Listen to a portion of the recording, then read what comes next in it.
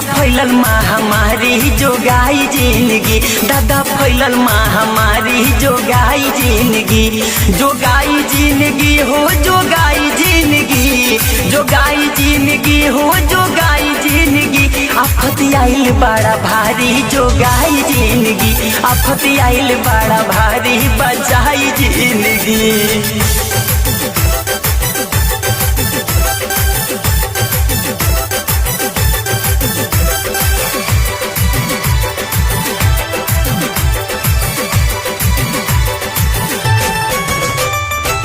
बंद बाटे घर में लोग सड़क पे आना जाना, कम काज ठप भइल कहल कारखाना, कहल कारखाना। बंद बाटे घर में लोग सड़क पे आना जाना, कम काज ठप भइल कहल कारखाना। मिल जुली सब का गरज अभिटारी, मिल जुली सब का गरज अभिटारी। दादा फैलल महामारी जो गाई जिंदगी, दादा फैलल महामारी बचाई जिंदगी।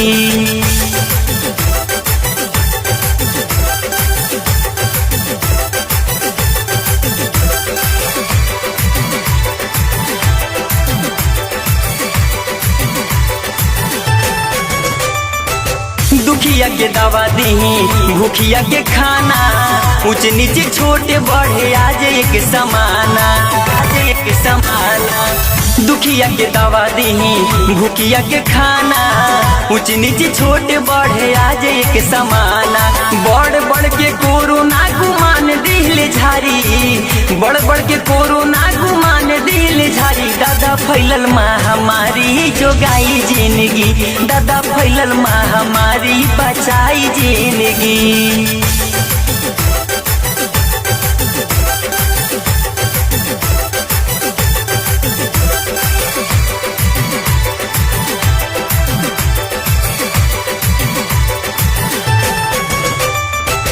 मास्क लगाई रखी 2 गज के दूरी, घर से न बहरी जबले पहरे ना जरूरी, पहरे ना जरूरी।